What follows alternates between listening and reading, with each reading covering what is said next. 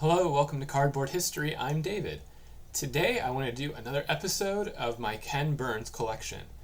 If you haven't seen any of these videos in this series so far, let me share a little bit about the project that I'm working on, and then I want to share the story of one player and a card that I picked up recently.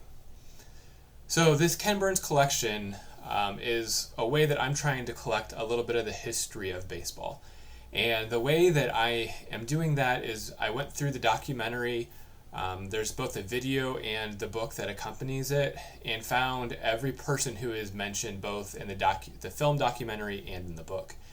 And I narrowed that down to a list of people, and then went through and found out who on that list of people had cards, whether that's baseball players that had cards, or there's other people like figures of presidents or actors, actresses, and the total number came to about 462. So there's 462 people that have cards, and then I went through each of those people and picked out sort of a target card that I can find.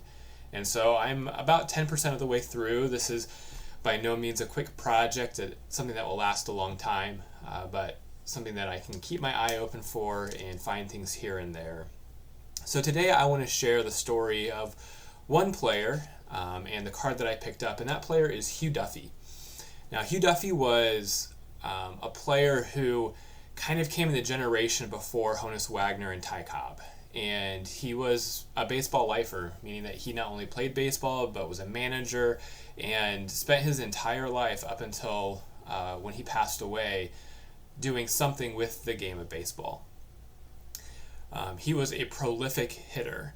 He holds this distinction of being the only player to have a batting average of over 300 in 4 different major leagues, which might seem a little bit confusing, but that was the time and era that he played in. In the late 1800s, there was a lot of instability with the different major leagues.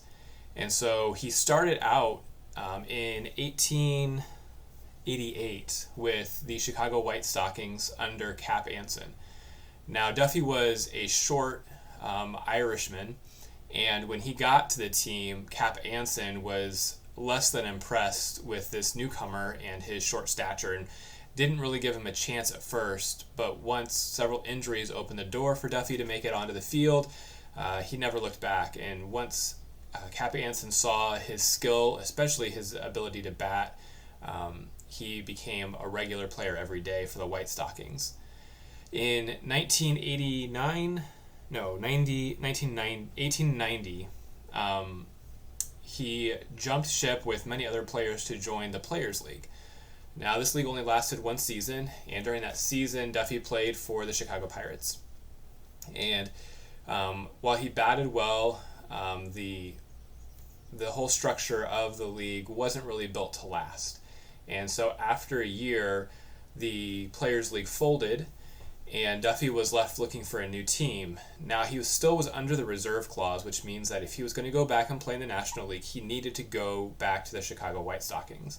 But because he had abandoned the team, he had a difficult relationship with both A.G. Spalding and Cap Anson.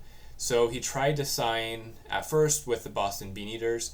However, Spalding used the reserve clause to block him signing. And so rather than playing in the National League, he went to play for a year in the American Association with the Boston Reds.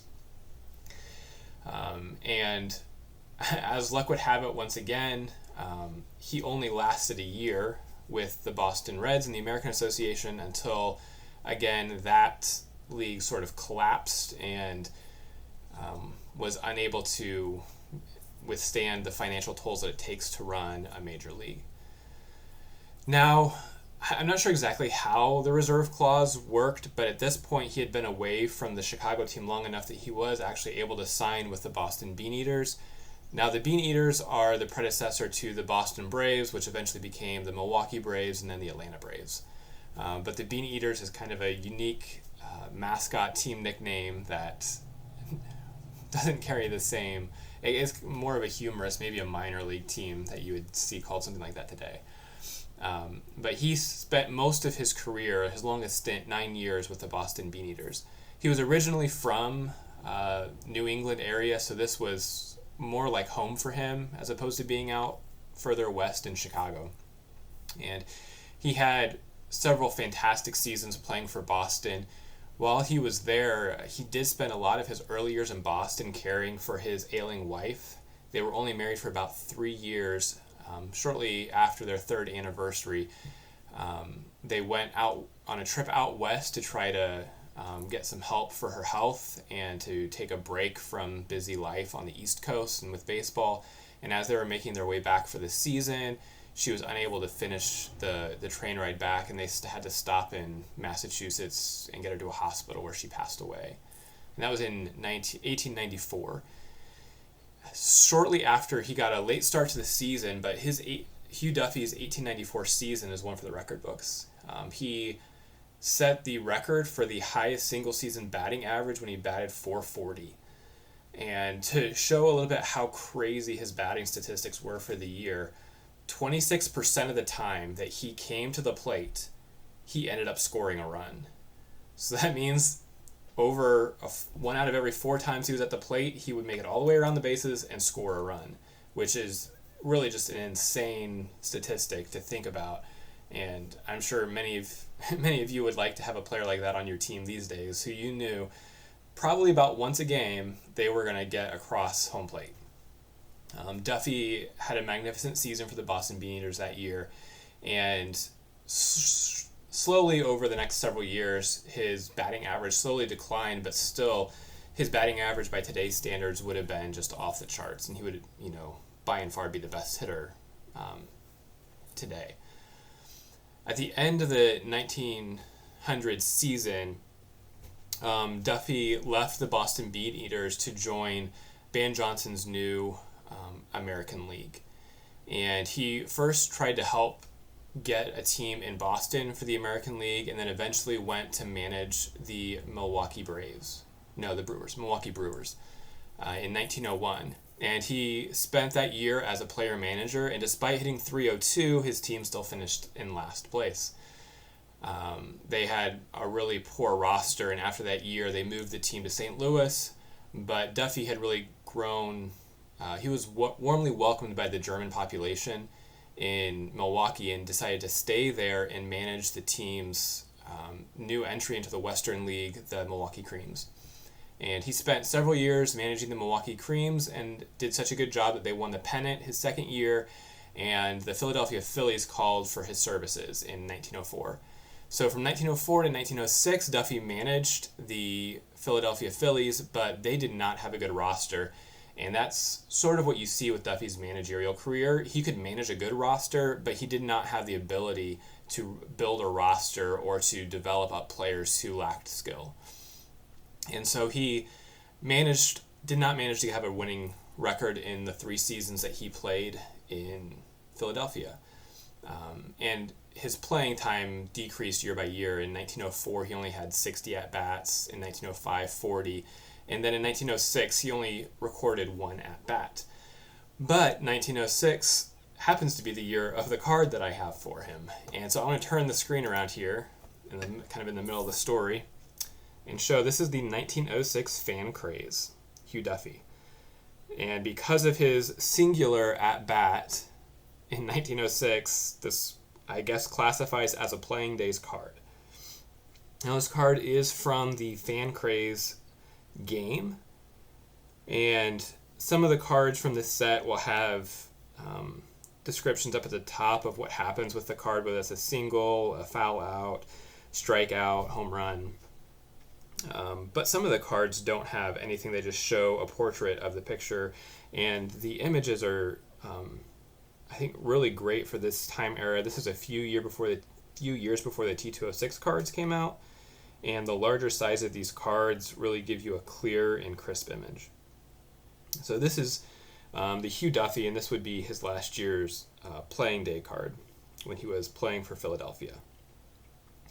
Shortly after his time in Philadelphia, he bounced around to a couple different minor leagues, and then he spent 2 years managing the Chicago White Sox in 1911, 1912, and then eventually got the call to manage the Boston Red Sox. In Boston, he again failed to have a winning record as a manager and was eventually relieved of his duties. However, he stayed with the Boston Red Sox for the rest of his life. He would fulfill a variety of roles, whether that was a scout, hitting coach, first base coach, kind of a goodwill ambassador for the team. Being from the Northeast, he kind of made his home in Boston and would really just spend the rest of his time working with the Boston Red Sox. He was elected into the Hall of Fame in 1945 in April, and that same month he also presided over a tryout in which Jackie Robinson tried out for the Boston Red Sox. Robinson would obviously eventually go to play for the Dodgers, but it's a little bit interesting if you look at Duffy's career arc that he first started playing under Cap Anson, who was one of the men most notable for trying to keep African Americans out of the game of baseball. And eventually later on in his career, he presided over the tryout for the man who would eventually break the color barrier. Hugh Duffy spent many more years continuing after his Hall of Fame induction in 1945 up until 1953 when he passed away. That same year, at 86 years old, he was still going to spring training and instructing the young recruits on the finer points of hitting, even making the acquaintance of another batter, Ted Williams, who shared his enthusiasm for all the nuances of batting. And that's really his life. His life was spent in the game of baseball, whether that was as a player, manager, scout, coach, really just through his life exuberated the love of the game of baseball. And I just think this card, the fan craze, is just a fantastic card. The set is not as widely known as some of the more popular ones like the T206 set, but for those players whose careers, like Duffy, kind of fell short of that 1909 era, there's some great cards. Other cards in this set is really the only living days card of Ban Johnson, who started the American League. It's at least the only living days card that I'm aware of, so that's another card that I'm looking for in this set. Honus Wagner also has a card in this that shows the same image as his T206 card, and that's one of the more pricey cards in the set. But that is Hugh Duffy, and that is his life and his story and his contributions to the game of baseball. One of the best hitters from the 19th century, and really a name that not many people hear when it comes compared to names like Cobb and Wagner and Babe Ruth, but one who nevertheless had a great impact. Thank you for taking time to check out this episode of the Ken Burns Collection, and thank you for watching Cardboard History.